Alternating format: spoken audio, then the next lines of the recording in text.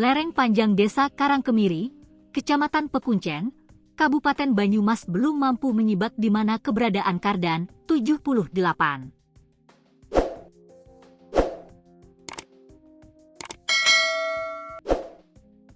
Di hamparan perbukitan yang membujur dari selatan ke utara, tim SAR gabungan bersama warga telah menyisir kebun, hutan, hingga tebing curam. Namun hingga Jumat, 16 Januari 2026, tanda keberadaan warga lanjut usia yang hidup sebatang kara itu belum juga ditemukan. Kepala Desa Karangkemiri, Subur Topo, menggambarkan medan pencarian yang tak sederhana. Wilayah desanya dikelilingi perbukitan, dengan setiap gerumbul permukiman berada di kawasan lereng. Rumah Pak Kardan berada di lereng desa yang luas jarak dari bagian atas hingga bawah sekitar 1 km.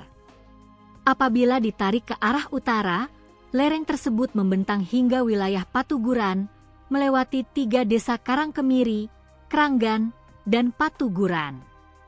Secara demografis, Desa Karangkemiri terbagi antara wilayah atas dan bawah, masing-masing sekitar 1.000 kepala keluarga.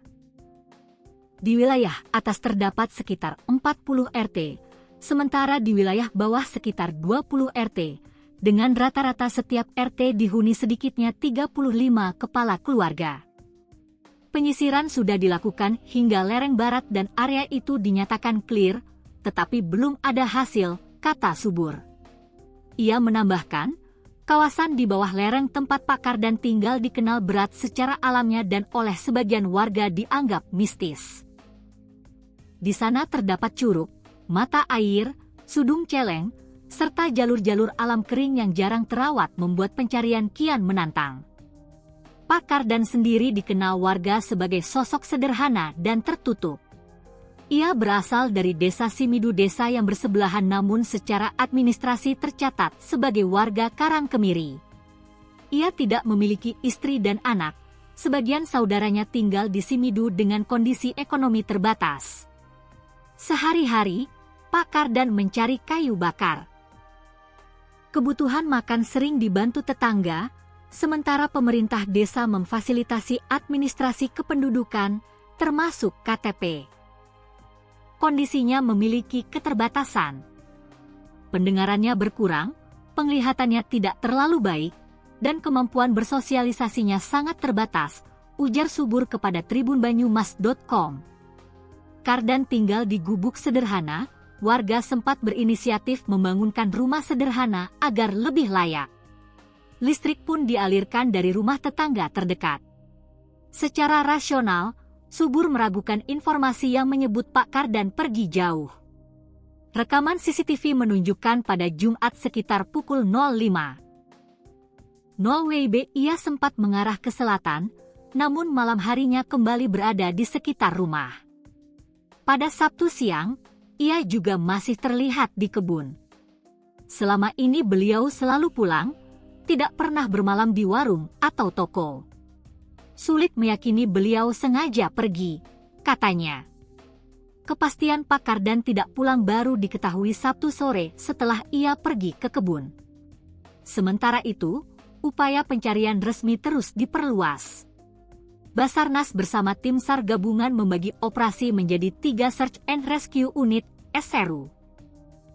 SRU 1 menyisir radius 3 km, SRU 2 radius 3,5 km, dan SRU 3 melakukan pencarian menggunakan UAV thermal, drone, untuk menjangkau titik-titik sulit seperti tebing. Penyisiran dilakukan 2 kali guna memastikan area benar-benar bersih.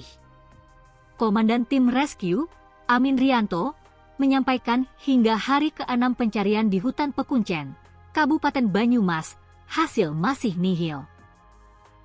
Kendala di lapangan adalah vegetasi yang rapat, tebing curam, dan hujan yang kerap turun menjelang sore sehingga jarak pandang terbatas, ujarnya. Kronologi mencatat, pada Sabtu, 10 Januari 2026, sekitar pukul 7 WIB, Kardan pergi mencari kayu bakar ke hutan desa Karangkemiri. Keesokan harinya, Minggu, 11 Januari 2026, pukul 10 WIB, saksi sempat melihatnya di area hutan desa.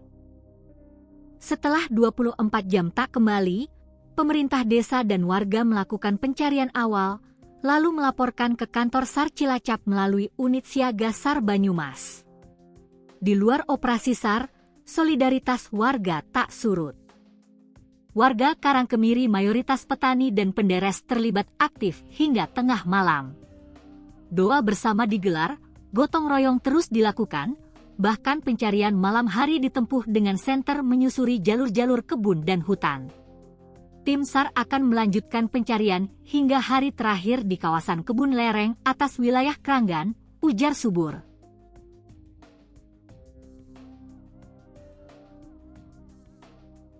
Seorang warga lanjut usia bernama Kardan, 78, akrab disapa Embah Kardan, dilaporkan hilang sejak Sabtu, 11 Januari 2026, di wilayah perbukitan Desa Karangkemiri, Kecamatan Pekuncen, Kabupaten Banyumas. Hingga hari keempat pencarian, tim SAR gabungan masih belum menemukan tanda-tanda keberadaan korban meski area hutan yang disisir telah melampaui 10 hektar. Kepala Desa Karangkemiri, Subur Topo Prihanto, mengatakan Embah Kardan hidup sebatang kara di sebuah gubuk di atas perbukitan dekat perkebunan warga. Sehari-hari, korban biasa mencari kayu bakar di area kebun yang dikelilingi jurang curam. Beliau hidup sendiri, tidak punya istri dan anak. Tinggal di tanah milik warga. Biasanya setiap pagi ada di rumah, tapi sejak Sabtu tidak pulang, ujar Subur saat dikonfirmasi tribunjateng.com, Rabu, 14 Januari 2026.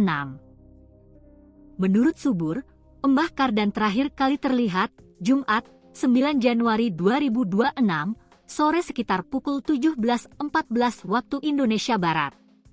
Hal itu terekam kamera CCTV rumah warga di sekitar lokasi. Terakhir terlihat Jumat sore jam 17.14 WIB dari CCTV rumah sebelah, terlihat keluar. Biasanya beliau tidak pernah menginap di tempat lain selain di gubuknya, jelasnya. Karena tidak berada di rumah sejak Sabtu, 10 Januari 2026, warga mulai melakukan penelusuran mandiri, Minggu, 11 Januari 2026. Pencarian kemudian diperluas dengan melibatkan tim SAR gabungan yang terdiri dari Basarnas, BPBD, Trapi, Unit K9, serta relawan. Aktivitas beliau mencari kayu bakar di kebun yang dikelilingi jurang. Sudah disisir habis, tapi belum ketemu. Ini bukan lereng Gunung Slamet, melainkan bukit desa, ungkap Subur. Kami sudah mencari di area lebih dari 10 hektar. Konturnya perbukitan dan banyak jurang, imbuhnya. Sebagai ikhtiar batin, pihak desa bersama warga berencana menggelar doa bersama pada sore hari agar Embah Kardan segera ditemukan. Sementara itu, Komandan Tim Rescue, Amin Rianto, menjelaskan pencarian hari keempat dibagi menjadi 3 Search and Rescue Unit, SRU. Tim SAR gabungan dibagi menjadi 3 SRU untuk menjaring jalur-jalur yang dicurigai dilintasi survivor, kata Amin. Ia merinci, SRU 1 menyisir radius 2 km, SRU 2 radius 2,4 km, sedangkan SRU 3 melakukan pencarian dari udara menggunakan UAV thermal atau drone. Awalnya Pemdes dan warga melakukan pencarian mandiri, kemudian melaporkan ke kantor SAR Cilacap melalui unit siaga SAR Banyumas, terangnya. Amin mengakui, pencarian menghadapi sejumlah kendala di lapangan, terutama kondisi alam dan cuaca. Kendala utama vegetasi rapat dan hujan yang hampir selalu turun menjelang sore, sehingga pandangan terbatas karena gelap. Kami berharap survivor yang masih dalam pencarian ini dapat segera ditemukan, tutupnya.